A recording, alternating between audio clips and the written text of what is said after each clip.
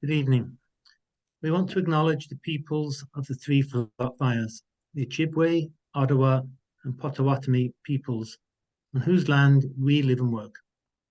The Three Fires people are indigenous to this land. We acknowledge our physical location is built on stolen native land. We are therefore guests on this land.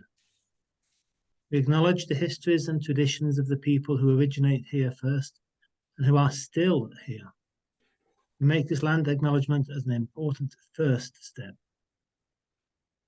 Grand Rapids, Grand Haven, Lake Shore area Citizens Climate Lobby knows that we need to always engage in the important work of social justice.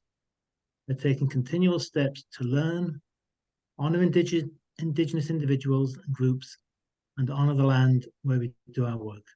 Thank you. Thank you, John, for doing that.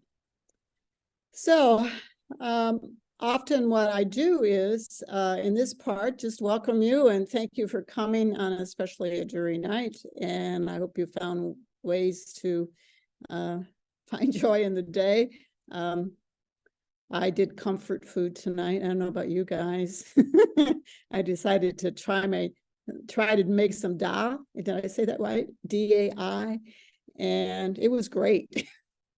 So, anything that, to pick you up. So, I think most of you all know the leads because you've been here, but I'm still going to, just in case Angel doesn't remember all of who is, because Angel is our newest individual on the screen. And I don't know, Tom, it's been a while since you've been, so you may not know either.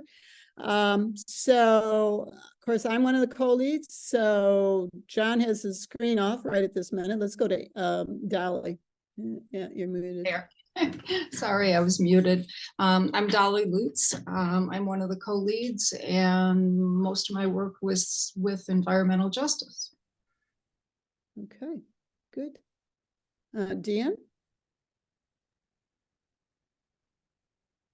Hi, I'm Deanne Brink. I'm a co-lead that was originally from the Grand Haven area when we were a separate chapter, but now we've combined with Grand Rapids. So I try to help out with the tech stuff.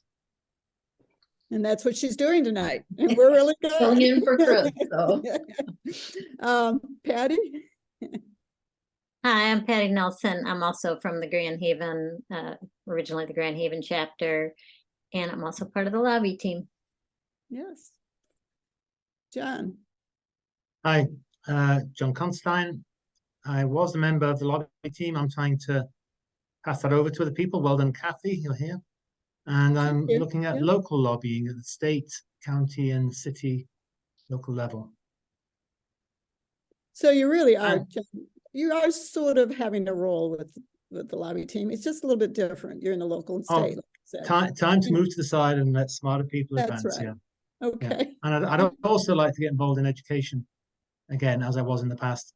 The idea of universities, public universities as communities themselves, which should be demonstration communities in climate issues. I think that's a very winning strategy. Yeah, good. All right, Dennis, where's Kathy? She cooking? Oh, here she's coming. Just wanted you to stay. Okay. Yeah, I'm kind of crying because I was cutting some onions. Yeah, so I'm co-liaison for the lobby team with Kelly McCabe, and we are having the virtual lobby coming up in November. And I know, Angel, it's good to see you because I know you said you might be interested. So yeah, so that's a great thing to get involved in. Good. All right. So I sort of introduced Angel before. Angel, I mean, you were here in September, but do you want to say anything else as a new member? Sure. Hi, everyone. Like Jan has said, I am a second year here at Grand Valley. I am currently a student. I also am going for a minor in business. I am hoping to become an orthopedic surgeon. And I would love to attend University of Michigan and then possibly go up to Traverse City to open my own practice. So Ah, oh, good. And the person who just put his thumb up is newly retired physician. So he gave you a thumbs up. Okay. So, all right. Anybody else want to add anything? Tom, do you want to say anything? It's been a while since you've been with us. Collaboration, a call to action this is a focus on state legislation on what isn't really important stuff that's happening right now. And CCL doesn't have we don't have the capacity from a local and state standpoint to do a call system or write-in system directly like we do at a national level to legislators. So we rely on other organizations, and Michigan Climate Action has this site that you can see on the screen. And I simply put up some of the bills that were bipartisan because as CCLers, we support bipartisan work. There are a number of other important bills out there, but they're not necessarily bipartisan. So I'm going to encourage you to just go ahead and get on the site at West Michigan, the michiganclimateaction.org, call or write in your state and your state senator and your state representative on the bills that are listed on the site. And they do have details. Now, Grand Rapids Climate Coalition also has the information on their emails and on their site. MICA has it, Michigan Commissions from Climate Action, which Steve is a part of. They have it on their site, so there are a number of them, but this was the easiest one to take and have you use this site to go on and make contacts. It will definitely be in our newsletter November 1st, but this is a critical time because if it has, these bills need to be passed in the next couple of months in order for us to have action, because things change the first of the year from the standpoint of the balance between Democrats and Republicans and just the dynamics of all of that.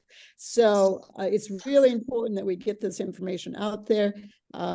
If you send it on, if you're getting emails, send it on to your friends and family too, to get them to do their part, and so that we have lots of voices being expressed on these bills that are so important.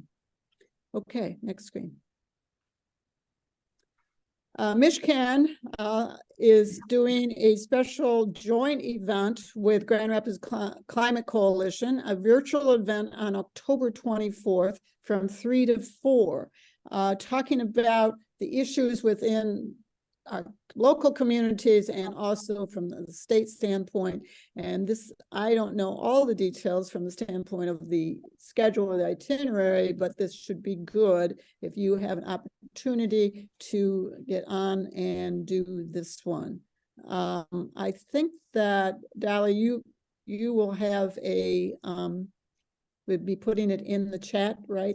The site for this? Yes, I will. Okay. So if you could go on and check this out, see if you're able to get on and certainly participate in this virtual event. That's Tuesday, the 24th. Okay, next screen. So I'm going to go to left to right. The book. So Dolly may want to say a little bit more about this book discussion. Dolly, do you want to talk about the one that's coming up on the 15th? Sure. A lot of it's there on the screen already, but we're going to do kind of a follow-up book discussion for people who went to or will go to Dr. Robin Wall-Kimmerer's lecture at Meyer Garden. And she is also going to be speaking at Grand Valley on that Wednesday. So what are do you know the dates of that? Sure. The Meyer Garden date is the 7th of November, which is also election day, so easy to remember. And the speech at Grand Valley is at 11:15, I believe, out in Allendale on Wednesday the 8th. And our book discussion is going to be on the 15th, so 1 week later. And we are going to focus primarily on the last 2 chapters in her book, Braiding Sweetgrass, because that has the most emphasis on climate. Okay. So I think it should be a good discussion. Her writing is beautiful, and I think always really inspires all of us.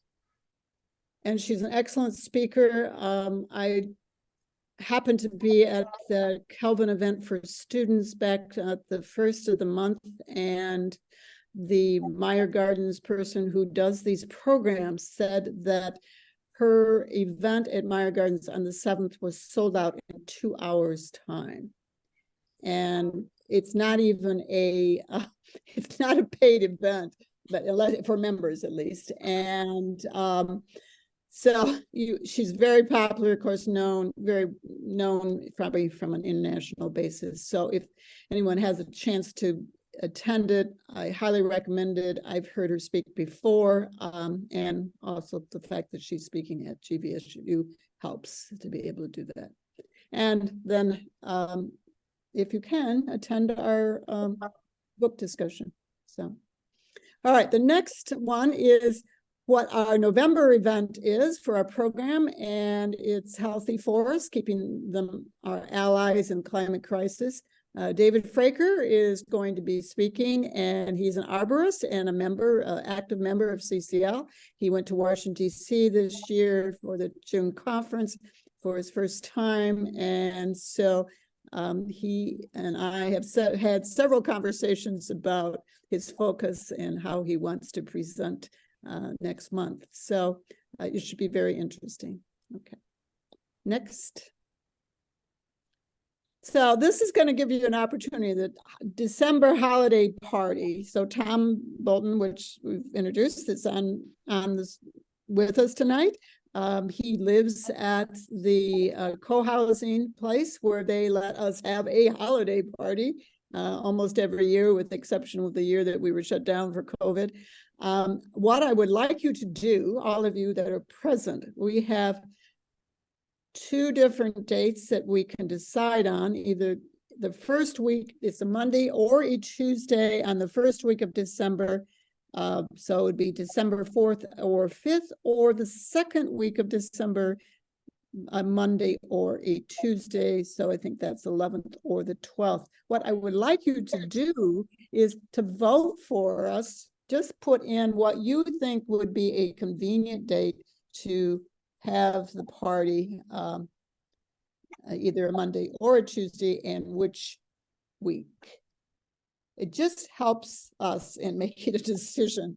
When should we have this? When's the best time that people can attend? And you're not, of course, held to whatever. It's just in the sense of making sure that we have a date that's most convenient for most people. So, okay. The other thing, January, we're going to be focused on water resources, and we'll be having a couple of special events that we're working on in January. So, next screen. Okay, this is our chapters structure for our teams and our committees. I'm going to just simply go through this fairly quickly, because it wasn't noted to me if we had very many reports to be made at this point. And why the first line there, the local state, where focus is really now as a CCL from a national standpoint, and even probably from an international standpoint, is on electrification, clean energy permitting, forestry, and carbon fee and dividend. And so we, in explanation of that, of course, we watch for legislation that is coming through and on those areas and what would be best to support. So lobby team, Kathy, that you're on, do you have any other comments you want to make about what's happening with the lobby team? We are lobbying on Tuesday, November 7th at 2 p.m. on Zoom with Hillary Skolton's office. She has an environmental assistant that will be meeting with us, and she could not confirm whether Hillary would be able to meet as well, but for sure we will be meeting with her. And we have been sending out emails to the lobby team. If anybody's interested to be added to that, that would be great. I think right now we have at least 3 or 4 who are committing to that, and we're hoping for about 6, so 6 or 8, which but yeah, so that's gone smoothly, and I think we're good to go. There's some trainings on that, what our asks are, and those are coming up. I don't have the dates with me offhand, but they are in Kelly's update. If you're on the lobbying email, and if you want to be on it, let me know, because then we can add you. But Kelly has sent out those dates earlier this week. Okay, so good point. One thing I didn't actually say in housekeeping standpoint, if you have any concerns, questions, or are interested in anything that we're talking about, please do put it in the chat. Yeah. Yep. And, as when I was making the announcement about the holiday party, I probably was pretty much understood any comment about that and the dates in the chat. So, okay, thank you, Kathy.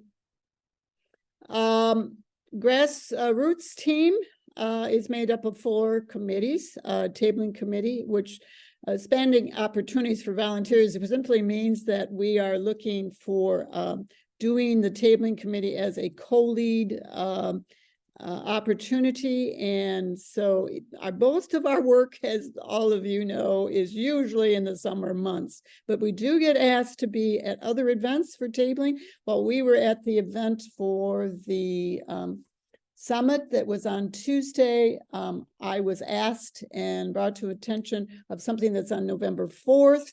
They're asking us if we would like to be tabling at that. And the person is supposed to get back to me because that's coming up quick.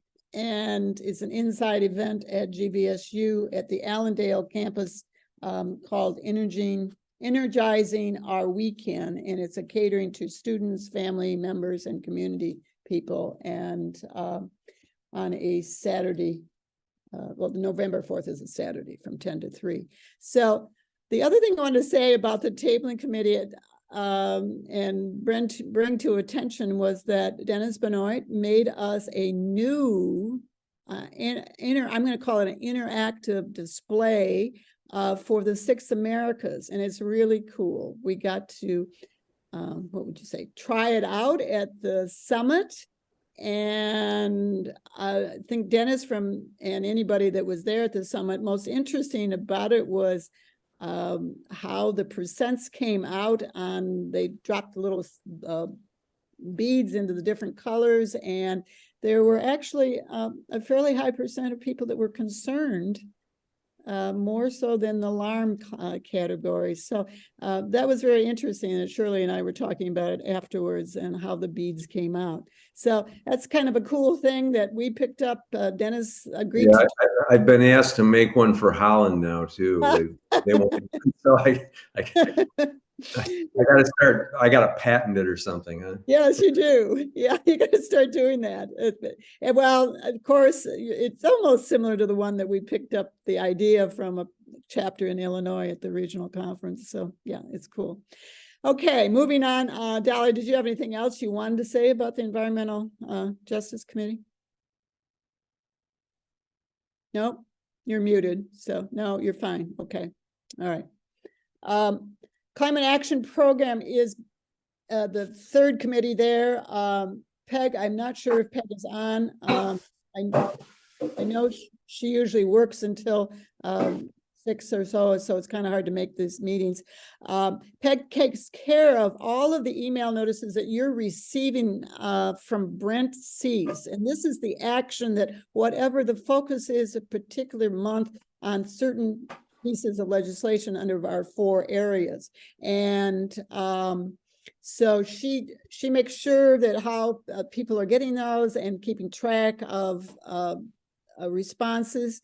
And please do, if you get an email from Brent, click and go in and take action directly on either calling or writing your legislative person, which most of is going to be Hillier Stolten, of course, in our 3rd district, and on whatever it is that they want to have our voices out there on.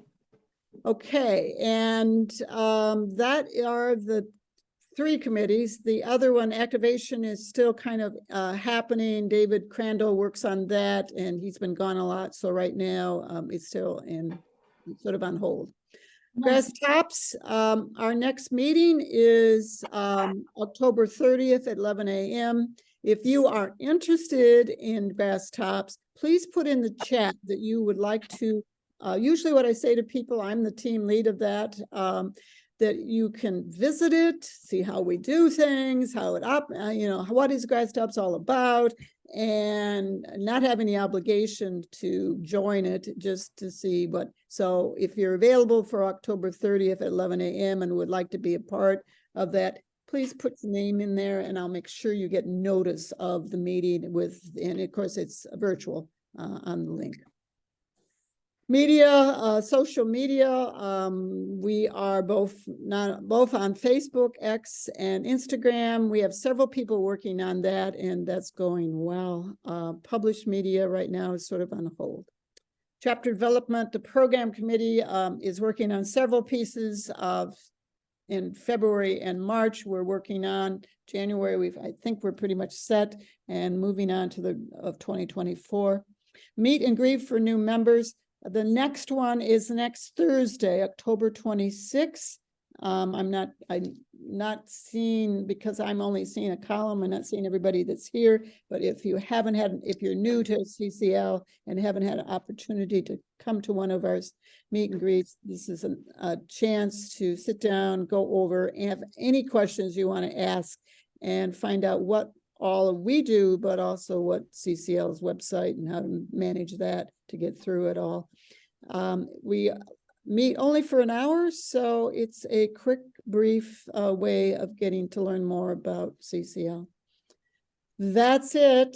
That's a very quick rundown of our teams and our committees. Any questions, any concerns? You can probably, I can let you ask. If anybody has a question, you can certainly ask now.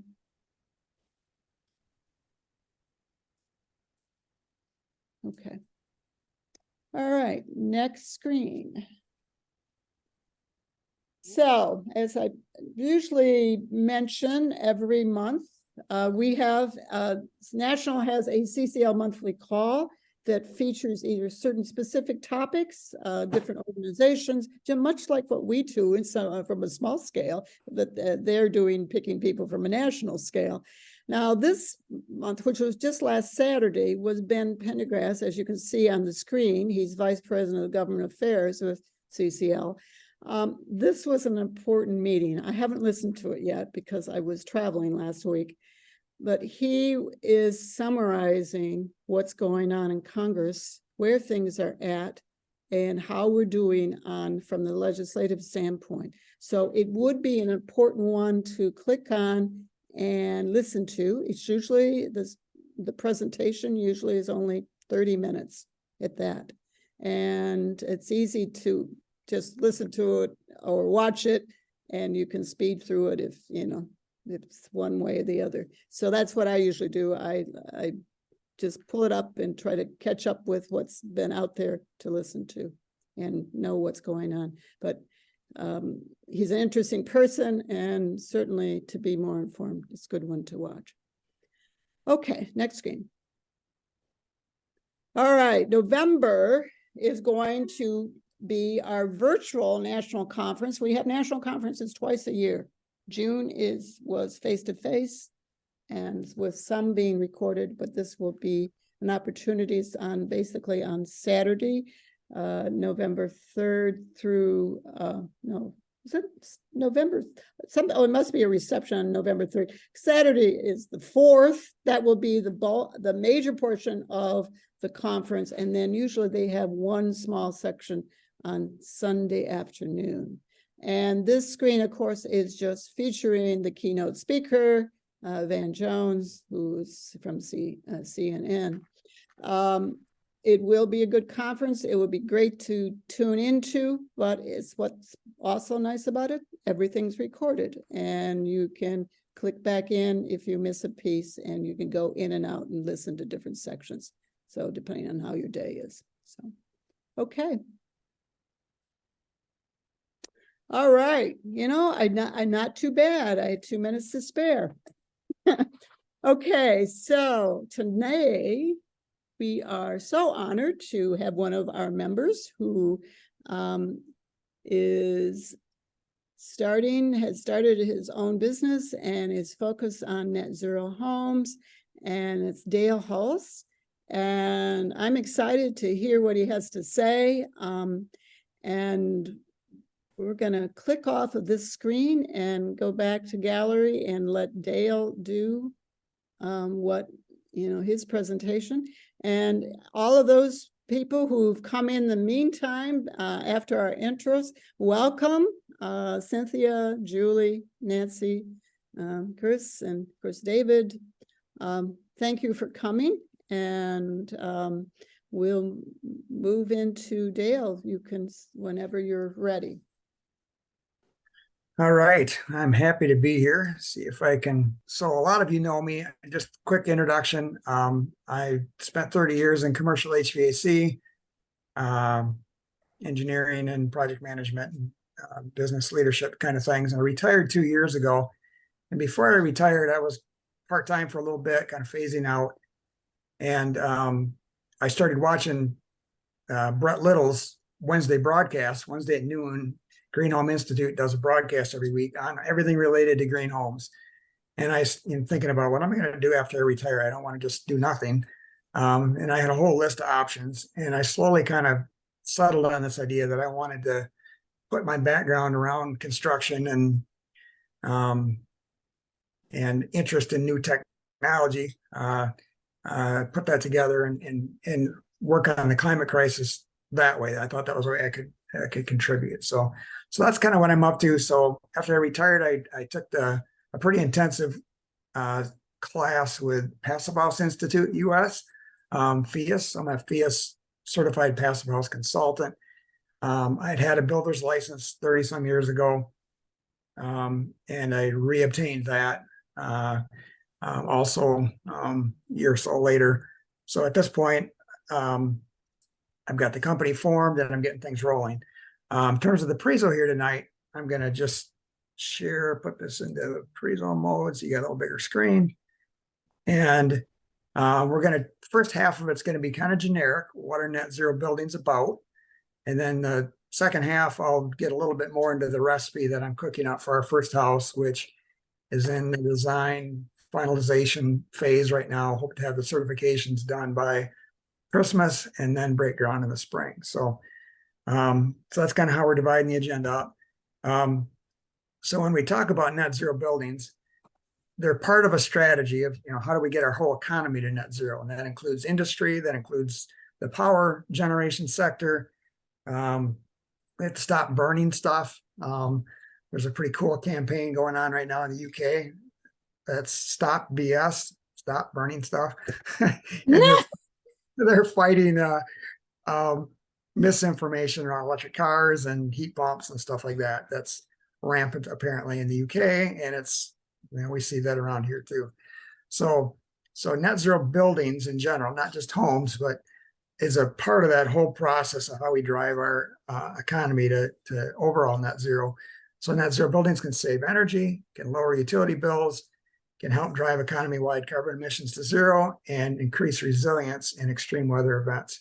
And I'll talk more about that as we go here. So there's a bunch of terms around this, and I could bore you to tears by going into lots of detail here, but let me just say that net zero is a term that has a little bit of controversy around it. Some environmentalists think that the term's really not any good anymore because it can be sort of an excuse for a company to kind of continue business as usual and buy offsets and really not change their emissions, their actual emissions. They can buy offsets in a third world country with tree planting or something like that, which isn't horrible, but it's not as good as actually reducing your emissions. So I think it's still a useful term, because overall we're trying to drive everything down to net zero. So a zero energy building, that was the title we used in Lansing today at the Prezo we did there, is a, maybe I need to get this out of here so you can see there. Here we go. So you can see the whole sentence. Is that better? It's a building that annual energy use is less than or equal to its annual on-site renewable energy production. So that's one definition of it. And that's, that's stricter than just saying we're going to buy offsets from someplace. There's a zero emission building, and there was just recently a federal definition put in place on that. See if this works. There's a article here that talks about kind of 3 pillars to this: ensuring energy efficiency, cost-effective renewable energy, incentivizing electrification. So you hear a lot about that, and it's got some definitions around that in the works. So the federal government is kind of trying to firm up that definition so it means something. It's not as strict as even this first definition, but it's trying to give some definition to it, that it needs local on-site produced renewable energy. Net zero energy, same as above. And again, you can talk about whether it's on-site or off-site. Net positive energy is another way to say it, if the building's making more renewable energy on site than it's using. Carbon neutral is another way of saying this building is not responsible for any carbon emissions, because we're offsetting all our energy use with on-site produced energy. And then the term just net zero kind of on its own is usually referred to on an annual basis, that the house, let's say, with solar on the roof, will produce more energy as much or more energy than it uses in a year. In the summer, it'll produce way more energy than it's using when the sun's out and there's more solar being produced. In the winter, it won't produce as much as the house uses, but on an annual basis, it's net zero. And a stricter standard yet would be to try to get to the point where you could do 24/7, 365 net zero. And that would start to look awfully close to being off grid. But that's another way of looking at it. So kind of related to the operational carbon, where those, what it takes to run a house, there's also the embodied carbon. What does it take to build the house or the building?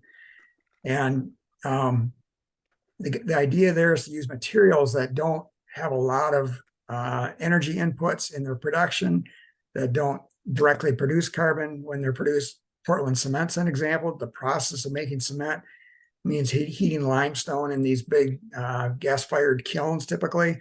So that burning the gas makes emissions, and then the process of making the Portland cement itself, the chemical reaction with the limestone, releases carbon dioxide.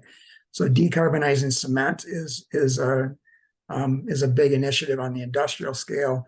For myself, on the home building scale, I'm trying to minimize the use of concrete in the building, and use materials that actually sequester carbon. So dense packed cellulose insulation, for example, is a way of capturing that carbon that was in the paper, storing it in the building, and it's locked away. It's not going to rot in the landfill and put the CO2 back into the atmosphere. So we're looking for materials that sequester carbon to offset the materials in the house that took energy to make and are responsible for carbon. And there's a really nice tool out of a group in Canada, actually, Builders for Climate Action, has a nice spreadsheet tool called Beam. I'm not sure why they call it Beam, but it allows you to kind of make comparisons on insulations and other building technology to kind of work on this. Decarbonization, just another word for taking emissions out, the operational emissions, which we already talked about, and then also end of life emissions. And there's a tool that can help with some of this. There's what's called EP, that can, you can look them up and see how much energy did it take to make this thing or this product. So anyway, there's some terms. Environmental product declarations. And then just kind of what does it take to actually build a net zero house? Tends to be thick, well insulated walls. And I'm starting with new in my own business because then I can kind of control everything. And I keep thinking about how do you do this on existing houses? That's where most of our issue is. On existing houses, that tends to mean adding outside continuous insulation, and then re-siding, for example. Tends to mean quite a bit better windows, triple or quad pane windows with really good gasketed seals. Basically any kind of sliding window. A double hung is not allowed in a high performance house because they're too leaky through those seals. That leads into the next one, superior air tightness. A lot of a building's energy loss is just through air infiltrating into the building, in and out of the building. And when you make it really airtight, then you need to put a dedicated energy recovery ventilator on the building. I've got one on my house here. It's a little Panasonic unit. The spec house design I'm working on will have a fancier, little better one. But you can get different kind of efficiencies when you buy those. Obviously solar and batteries, that's kind of the most noticeable thing. And that gets a lot of publicity. But that's an important piece. Low carbon materials we talked about. Heat pumps is a favorite topic of mine, my background in AC. So this is a picture of the one in my house here. Mitsubishi is a good brand. There's other brands out there. And there's been a big change in the compressor technology within the last 10 years. Heat pumps used to be only Tennessee and South kind of thing. With this new compressor technology, they're now run down to negative 13 degrees and they work fine in Michigan and other northern states. And heat pumps are kind of, by the definition of them, they're more than 100% efficient, especially when it's not bitter cold, and the efficiency goes down as it gets cold. But the energy use in a heat pump is about a third what it is to burn natural gas, just the raw BTUs of energy being used. Electric induction stoves, Energy Star appliances, electric vehicle chargers, and I'm personally a big fan of bidirectional chargers, which allow you to power your house from your electric vehicle. Vehicle to home, V2H there is one of the way that's referred to. Even better than that is what's called vehicle to grid, where your car could become a virtual power plant for the grid. So say there's a peak load event in a hot summer day, the power company is at risk of having a brownout.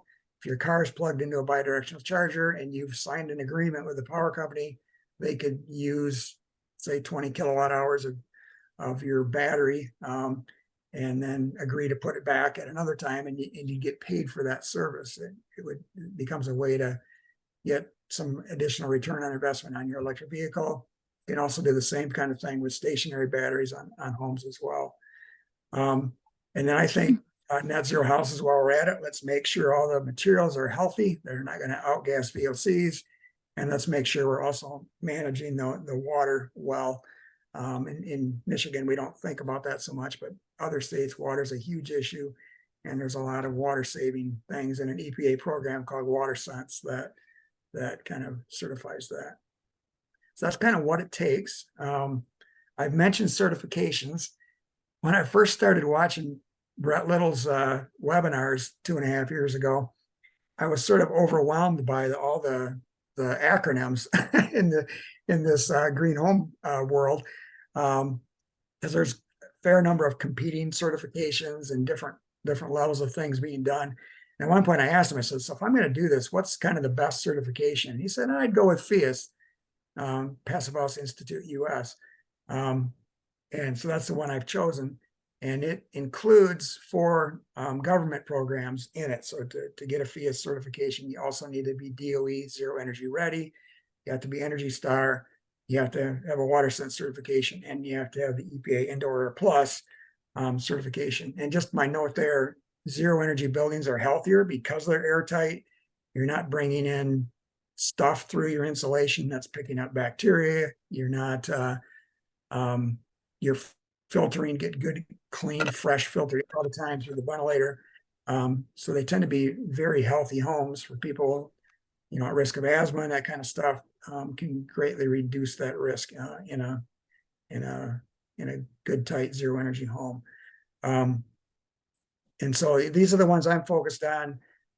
There's other ones out there. There's Green Star, the Green Home Institute right here in Grand Rapids, has a Green Star certification, and they have a Green Star Zero certification. And I happen to have links to examples of each of these that were on the Green Home that I got from Brett at Green Home Institute. There's a LEED. A lot of people are familiar with LEED. You'll see it, like the Art Museum downtown is a LEED certified, maybe even like LEED Gold or Platinum. It had a high certification, I remember.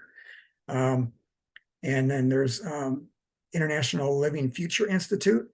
They're one of the most comprehensively kind of healthy, green, how to live kind of wholesomely, and they kind of incorporate a lot of lifestyle things into their look at the homes. And then there's HERS is kind of a very practical thing that a lot of these certifications require a HERS score, home energy rating system score, and 100 on that score is the average house. And as you go down from there, you get more energy efficient, and a HERS score of 0 is a net zero home. So there's a little bit on the certification, some of what their logos look like there. So that's kind of the first half of things. And I can keep plowing right ahead here if that makes sense. And I'll kind of talk a little bit more about kind of the recipe that I'm working on right now in kind of design certification phase. I'm working with a local architect, Corey Sandwick Architecture, who does some work for Habitat for Humanity, who, by the way, builds very, very good homes. They're not net zero homes yet, but they're good homes. And so she has some experience in what I'd call modest, high performance houses. So I'm trying to build a house here on a narrow city lot, keep it relatively affordable. That's been hard to do as I kind of try to do everything the way I think it should be done to really be truly net zero and fully net zero. Operational and embodied, like we talked about.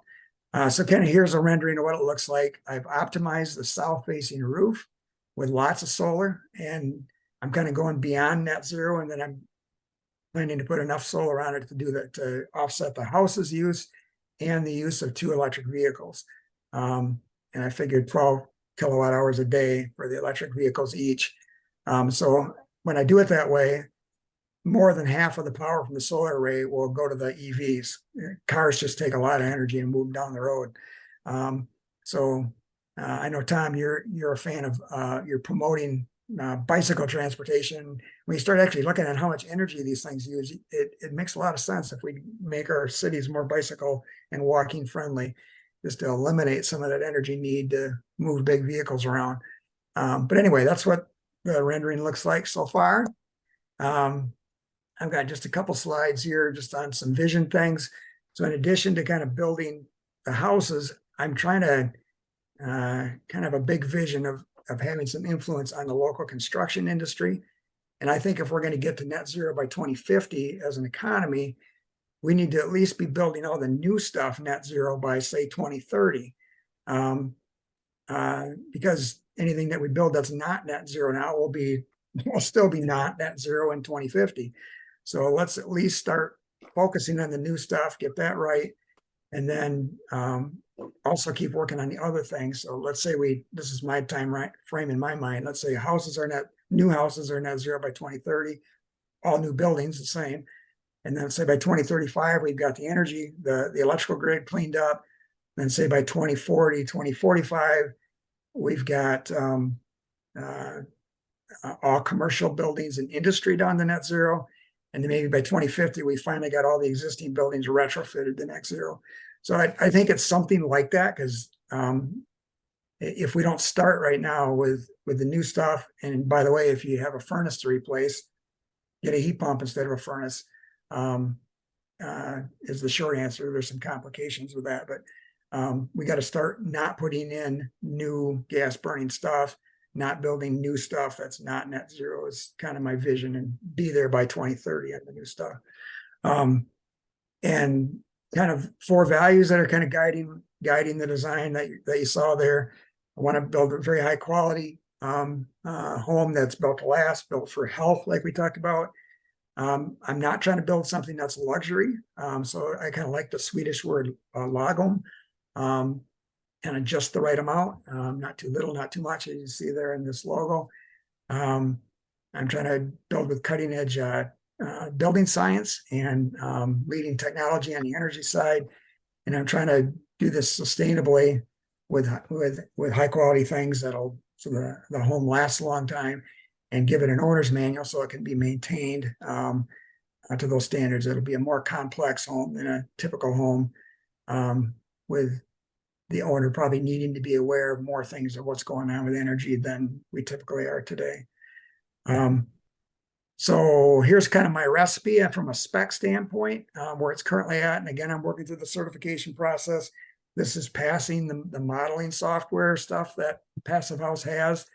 So once I submit it, make sure they agree. But it's got double wall studs, so about 1.5 feet thick walls, about a 2 foot thick roof deck. It'll be an insulated attic, conditioned attic.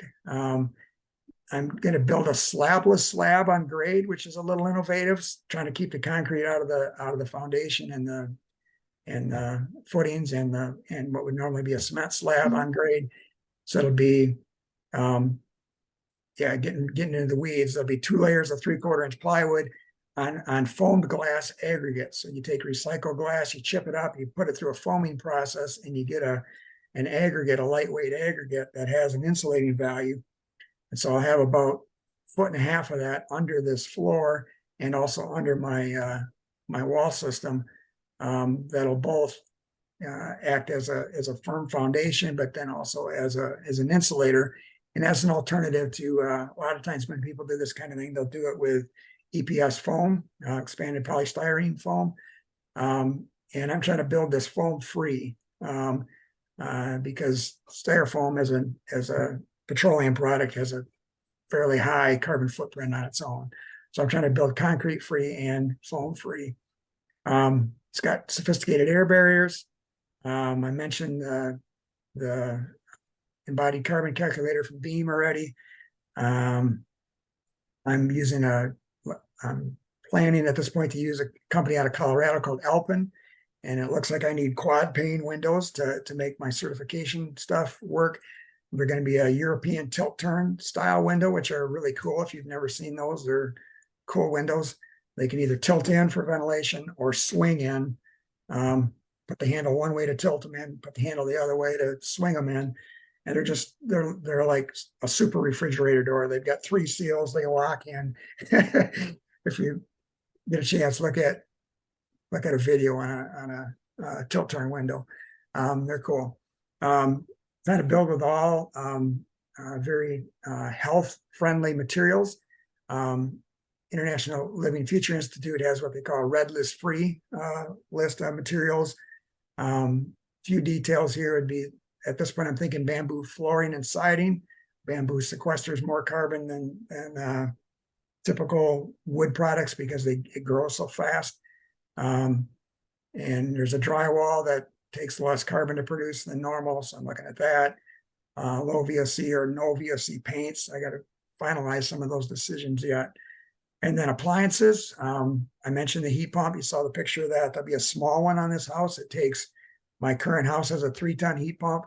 This new one, a 1 ton will be enough. It takes that much less energy to heat and cool it. And there's a heat pump water heater. Rheem is the kind of more common version you can pick up at your local Home Depot or Menards. But there's a Sandin one that's a split system that actually uses CO2 as the refrigerant. And the other units still have refrigerant 410 in it, which is a high global warming potential refrigerant. So I'm looking forward to the day where all the heat pumps are using CO2 as the refrigerant, because it's 0 global warming potential and 0 ozone depletion potential natural refrigerant. So anyway, Sandin's got that, so I'm planning to use that. And there's my heat recovery ventilator, the kind of the high-tech one. And I also have all Energy Star appliances at this point, kind of looking at Bosch as some nice stuff. So energy system, one thing I'll mention here is that not all solar panels are created equal. There's a group called the Ultra Low Carbon Solar Alliance. And basically they're promoting that you're getting this solar panel. How was it made? What kind of energy inputs went into making it? And so there are companies working at reducing their footprint to make the panel. And so I will choose one of those. It might be Hanwha Q cells, or there's a company I just became aware of out of Germany called Meyer Burger that is part of that alliance. So it might be one of those brands. The home will have a battery, which enables future virtual power plant capability for the homeowner. And I'm going to put a bidirectional charger in it. So once cars are available with that, GM, by the way, is committed to their new Ultium electric vehicle battery platform. The Ultium platform, they've committed to bidirectional charging with their whole line of EVs, which I think is great. I think everybody's got to do that. The last player who's got to get on board, frankly, in our area is Consumers Power. They need to create a fair payment mechanism and the signaling mechanisms to make that all work. So at this point, I'm planning on a Consumers Energy interconnection. I've thought about trying to be off grid, but it's really hard to get through a cloudy winter week without some kind of external power input. And at this point, hydrogen powered fuel cells are just not available. Maybe someday. So anyway, I'm a tech guy, so I'm always looking at what the latest thing out there that's ready to go is. So my little logo is that your home's design is a key to living a net zero life. And if you build a home with kind of the doing everything that you can route, it'll eliminate about 2/3 of your carbon footprint, maybe depending on how much you travel. If you fly a lot, then it's probably not 2/3, but for most kind of the average American, if you can knock the carbon footprint off your house and your EVs, that kills about 2/3 of your footprint. I do have some partners. I mentioned Green Home Institute's an important partner. I mentioned FIAS. I mentioned this one, Corey Sandwick. There's the certification agency I'm working from is out of Ann Arbor, Eco Achievers, and Kinda in town here helped me with branding and logo stuff and my website. And speaking of the website, it's mynetzero.com. I just launched it. I had a baby website up for probably a year and a half. I just launched a better one that has a lot of the material I reviewed here, plus more detail and live links so you can click through and learn more about the specific things that I referred to. The website's got a lot of live links out to like vehicle to grid and the different solar stuff that you can click through. And I'm intending to do a blog per week where I address some topic related to all of this. So that is what I kind of came prepared to talk about. And I would be happy to take questions at this point. Okay, Dale, that's exciting. It is really exciting. More, maybe. Yeah. So what I'm going to have, let's do first. There might have been people that were putting questions in the chat. So Dolly is monitoring that. And so she's going to maybe run down possibly what the questions were that were coming in on the chat. Sure. And we have a question from John Constantine, and I guess I will read it. That would be the easiest for me. As you say, it's harder to retrofit than build efficiently.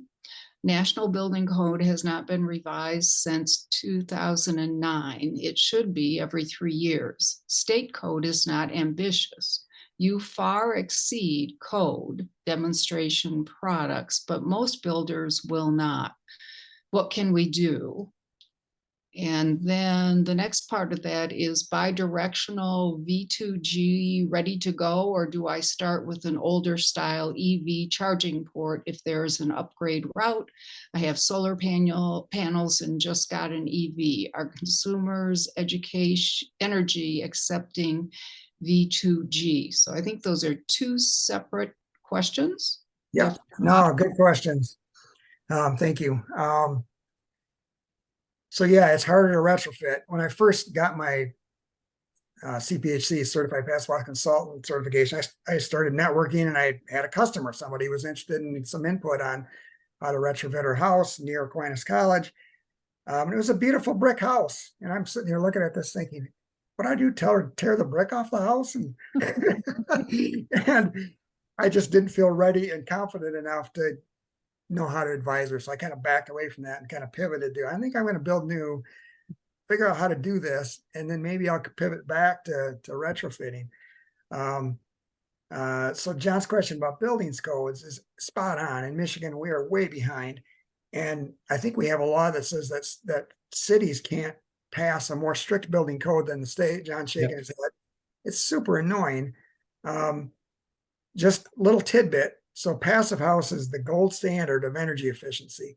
It's a long way from where we are now. It's several steps better. The city of Brussels, Belgium, has adopted passive code as their building code. I think they were the first city to do it, but it's the building code there. And in Massachusetts, they just adopted it as a stretch code for multifamily. So there's, and maybe it's just in Boston, but in Massachusetts broadly, or just in Boston, they've made it an optional stretch code and written that into their code language in Massachusetts. Some of the stuff I've sent our Michigan reps and senators, I've included that we need to do something better with code. I've referenced passive house as a potential thing we could move toward. I think even just setting targets for the HERS score. Right now, if the average new home is going, the average home has got a HERS score of 100. If the average new home was going in at 70 or something, we could just kind of ratchet that down 10 points a year for, I don't know, 10 years or something. And, I'm trying to hit 2030. So we got to ratchet down 20 points a year. So to hit net zero on new houses by 2030. So I think something like that could work. The exact mechanism to get there, I guess I don't know, but I think either moving toward passive house or moving that HERS score minimum requirement down would help us. So I think in some ways, what my house does is shows people that this is a really great way to live and makes a really good house. And I'm hoping to network with other builders and influence them to do the same thing. So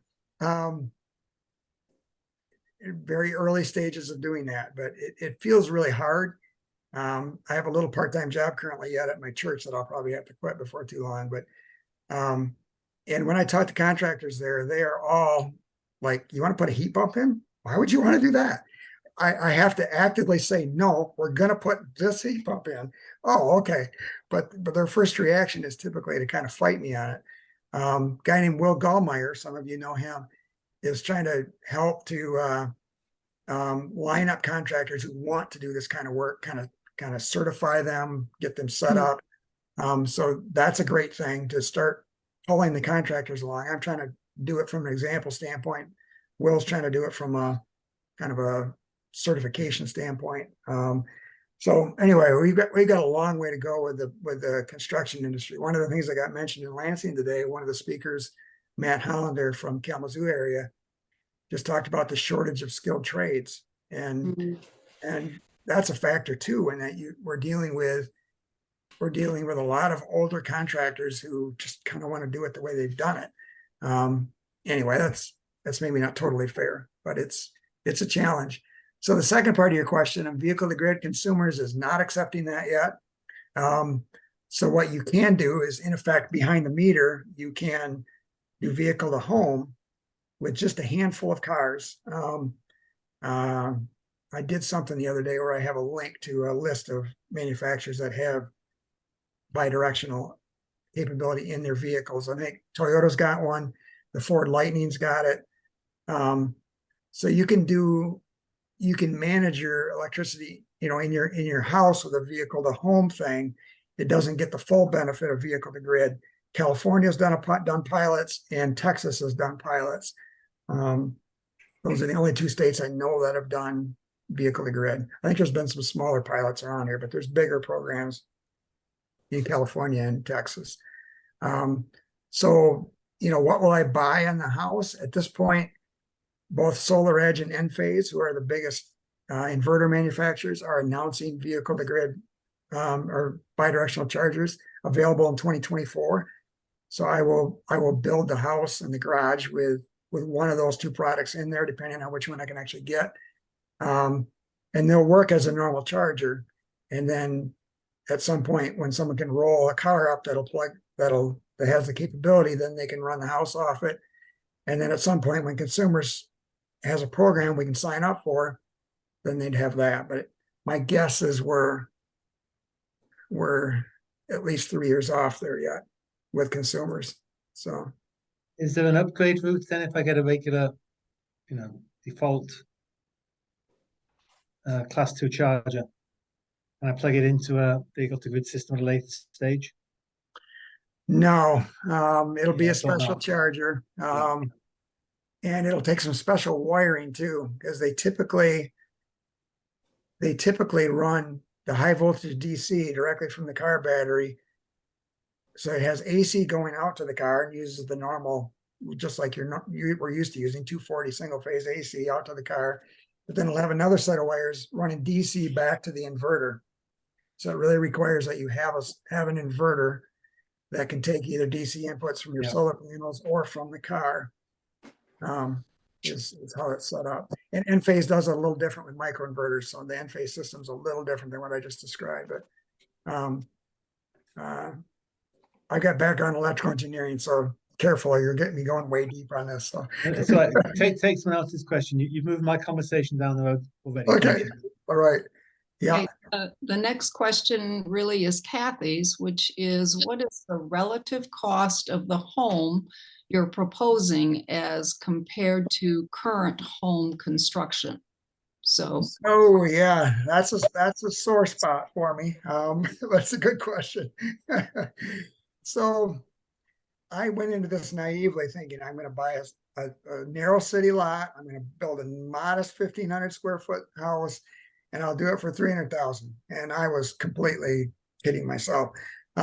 Corey, my architect, said, I just built a Habitat house that was $250 a square foot, which puts you over 400, just straight construction, good construction. And then I started, adding my extra stuff. So I've got an extra big solar array to power the EVs. And if I'm going to put a solar array up there, I don't really want to put it on shingles. So I'm going to do a standing seam metal roof. And I keep adding it up, and I'm up to about 600,000 at this point. Nice. So yeah, I'm hearing reactions to that. It's not where I wanted to be. I'm not sure I can sell it for that, so it might sell for 450 or something, and I'll lose money. But I'm in deep enough at this point that I'm going to do this the way I think it really ought to be done if we're going to actually drive our economy to net zero. So, and my wife's signed off on this, so, so we'll see if I break even or not on this first one. I have background in manufacturing, so I know when you do stuff repetitively, you can bring costs down, both because you can start buying smarter and because you just get faster at doing it with practice. So I'm hoping to have something that I can duplicate and start thinking about it that way, where maybe the colors and it mirrors to the opposite side of the road, or whatever. I'm hoping that'll help bring costs down with time, assuming I can afford to keep going. So that's the hard question. I didn't want it to be that expensive, but that's where it's currently looking like it's going to be. So, thank you.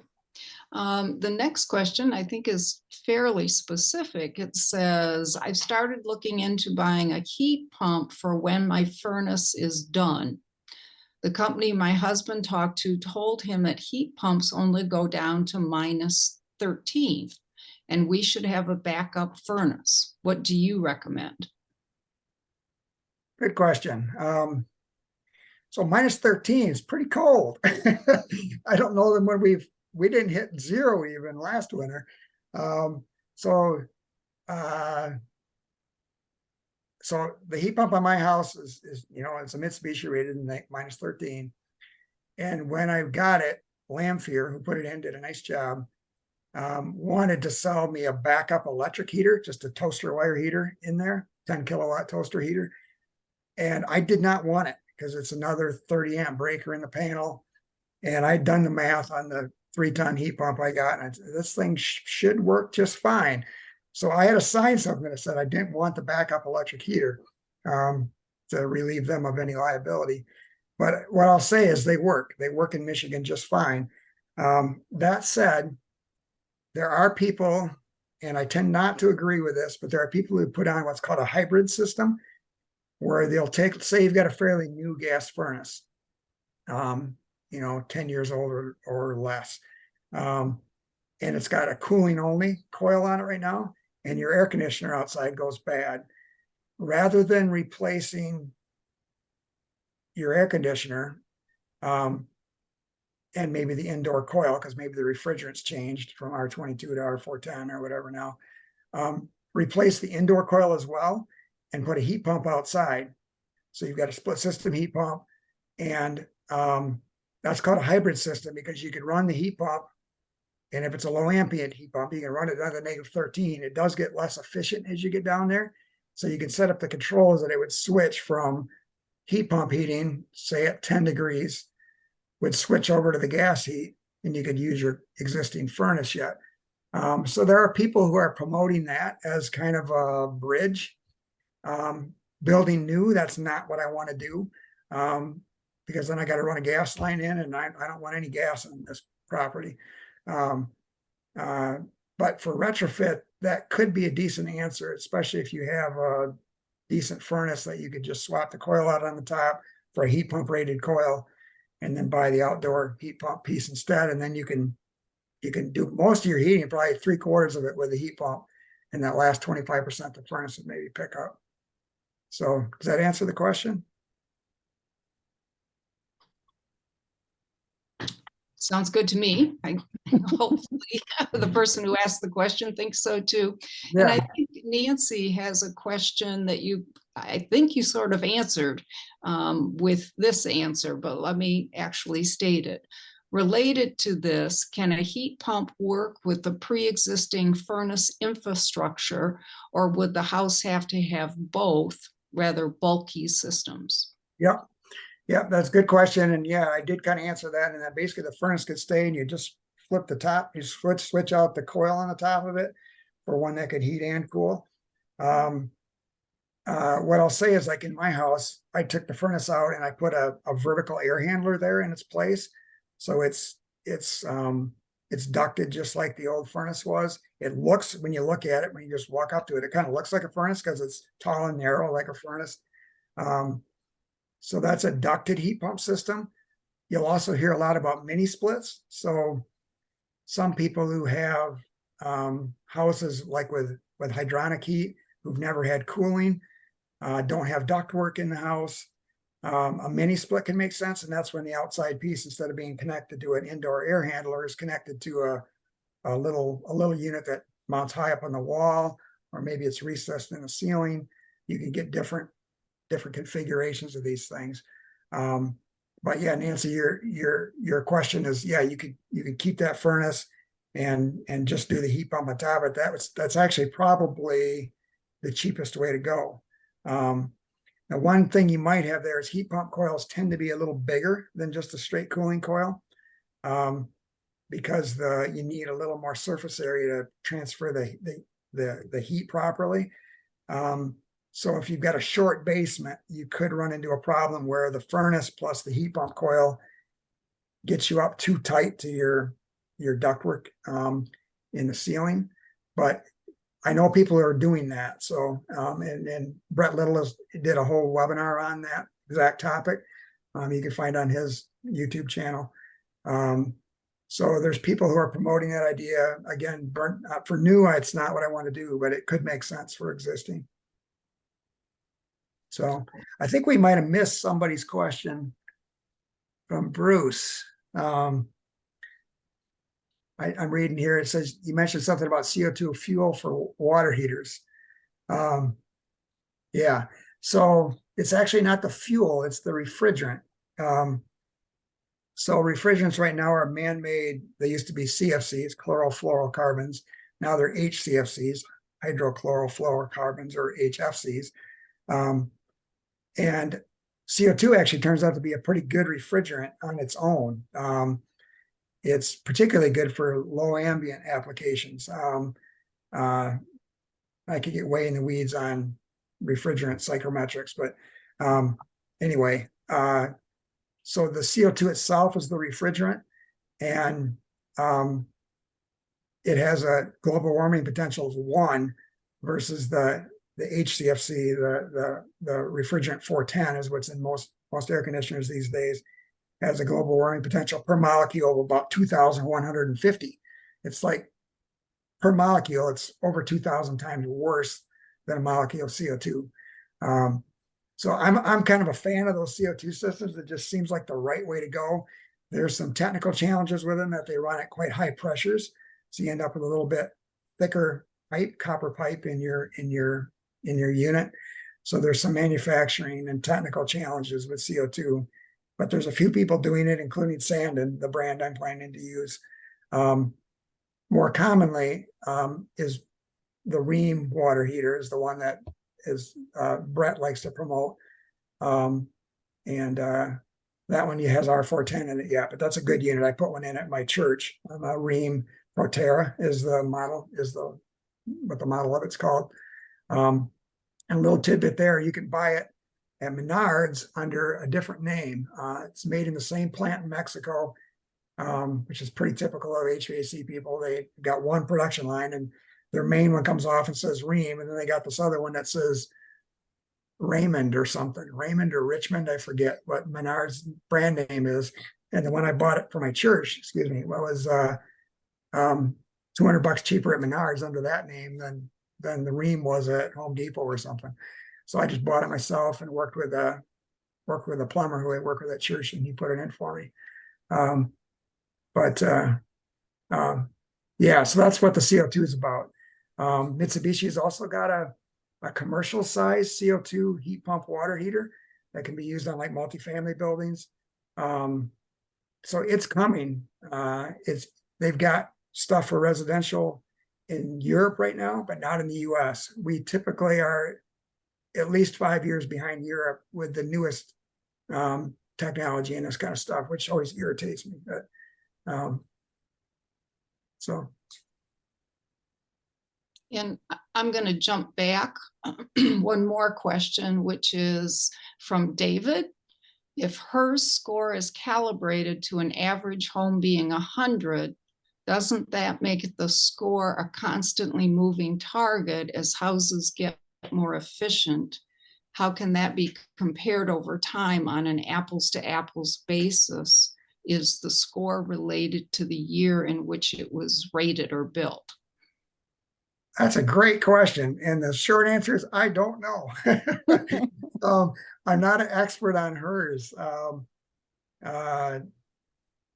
They must have some baseline that they look at, but I don't know the details of that formula. So sorry, I could follow up on that, because I've had to sign up with like EPA WaterSense and Energy Star. So I'm going to be an Energy Star builder. In order to build Passive House, I have to have these other certifications, like I mentioned. And hers is another one that has a program for builders. So I just noticed it the other day. It's like, oh, I should sign up for that one too. So I may learn more about this in the next couple months, but right now I don't know. It's a good question. Also wanted to let you know that Nancy's saying that she and a bunch of other people are trying to break up Consumers Energy's monopoly. So you're not alone on that one. And then Steve said while traveling in Nova Scotia this summer, he saw the mini split heat pumps everywhere. Any idea why there's such a good acceptance of that technology there and it's not happening here? that kind of stuff is a little mysterious to me. Like right now for Passive House, Boston, New York City, and Seattle are the big hotspots for it. So it's like a little bit of a cultural thing where it just catches on and it makes sense to a certain group of people and it takes off there. And I think here in the Midwest, we're a little more conservative. We're a little more inclined to, if it ain't broke, if it ain't broke, don't fix it. I don't know what our mentality is, but for whatever reason, we're slower to adopt stuff. So yeah, I don't know. I wasn't aware of Nova Scotia particularly, so that's interesting. They're further north too, so that's again kind of to the concern about do they work further north? The answer is yes, they do. So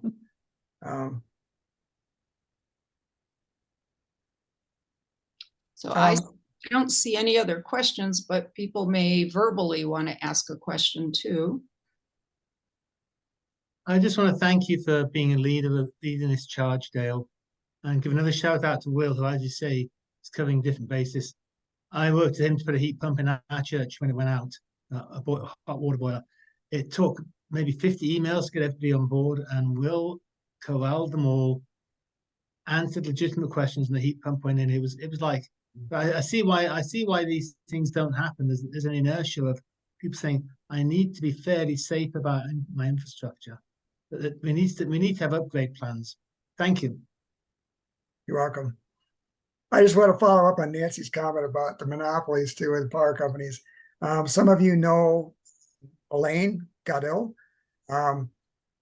He's done presentations on kind of the future of the energy grid and how we get to 100% sustainables. And he basically, believes that, and I think he's right, the most efficient way to do this is to have a grid yet. Like I mentioned, I get really tempted because I get sick of trying to fight bureaucracy, and I get tempted to try to be off grid, like right in the city. I'll be off grid in the city. I don't need consumers, but I just kind of do need them for those cloudy couple of weeks in January.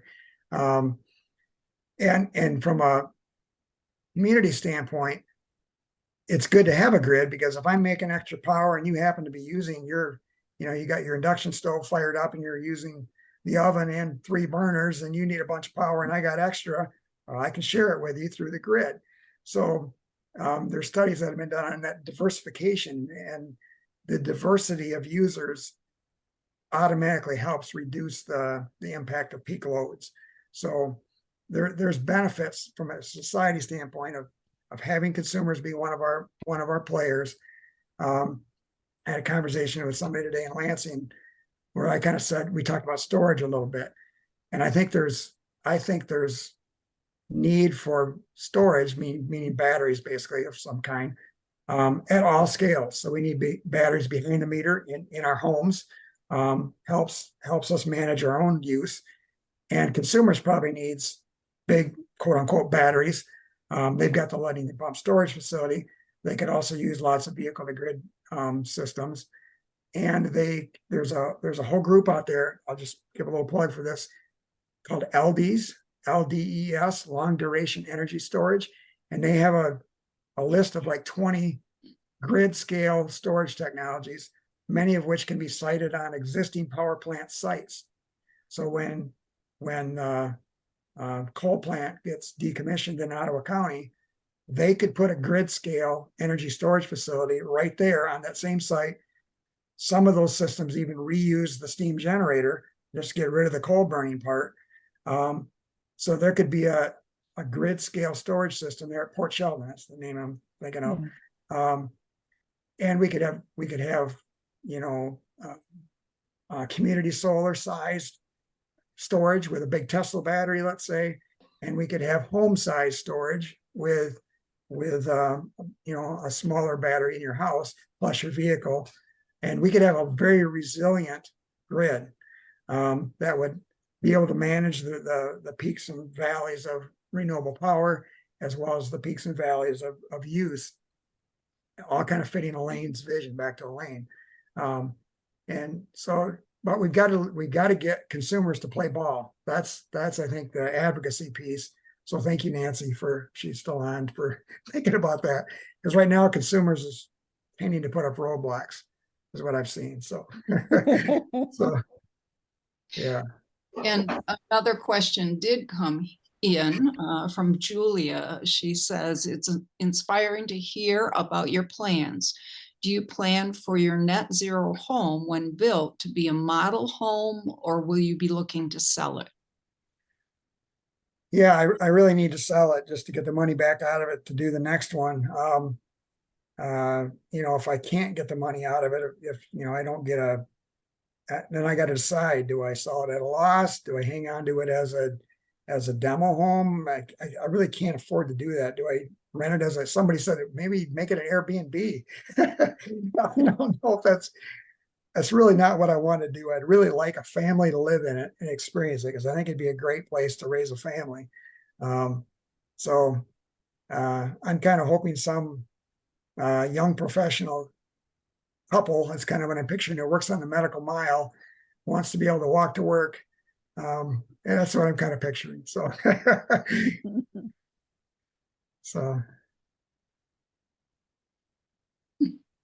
Julia is giving you a thumbs up on that.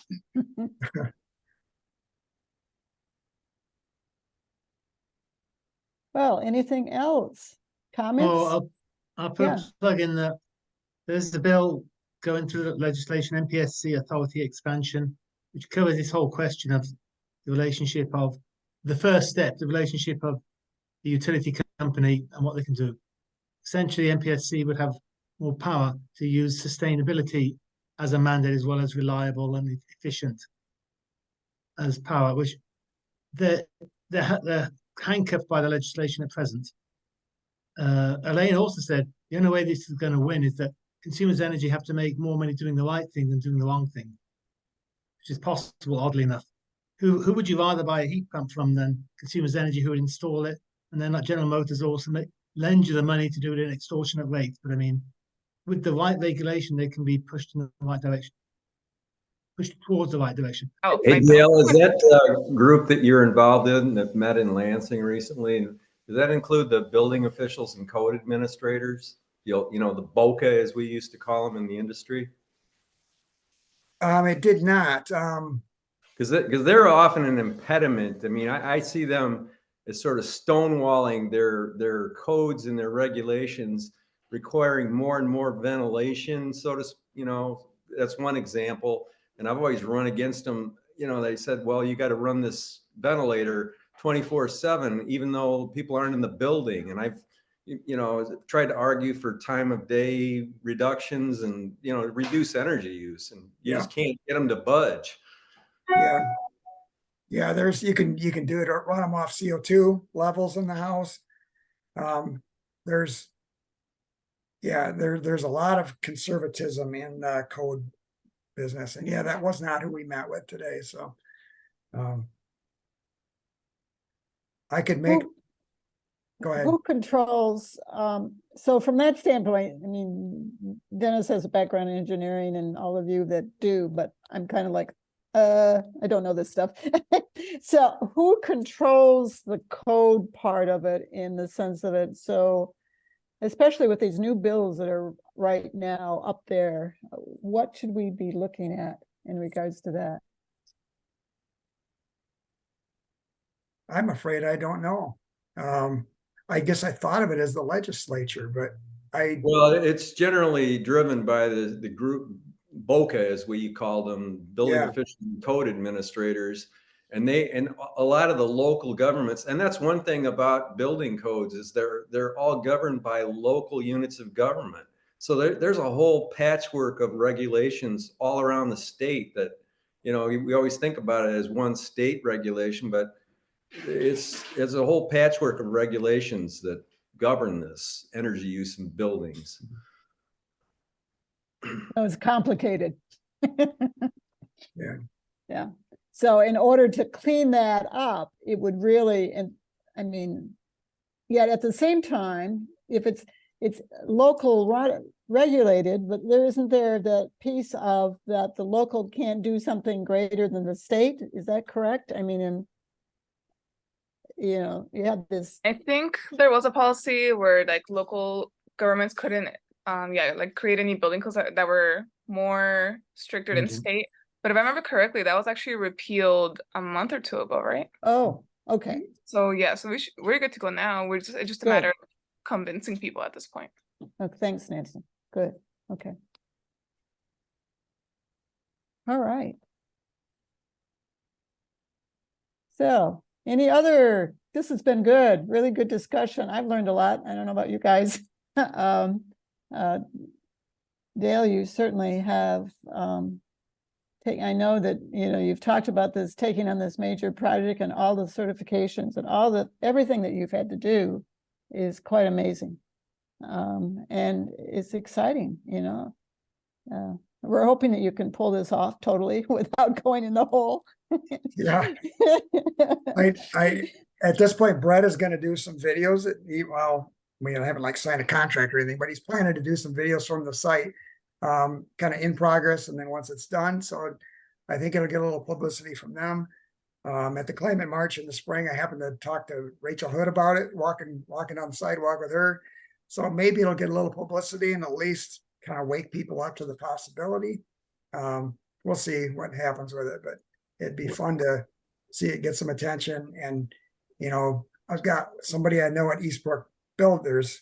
If we could get a big production builder like Eastbrook Builders on board with at least offering a net zero home offering, that would be a win from my perspective to get more builders on board with this kind of vision. So. Well, Dale, thank you very much. This has been great. Thank Really, you, Dale. That was great. yeah, really wonderful to hear You're about welcome. what you've been Thank working you. on. Yeah, and Thank you. taking the Nice to- time. Nice to present to a friendly audience. So, Yeah, it's really good. So, moving on, just remember next month is David Fraker talking about forestry and that's another focus. I mean, we're trying to stay sort of to topic of where national is focused, along with other pieces as we move through and looking at all the possibilities of what's happening and what's going on in these different areas.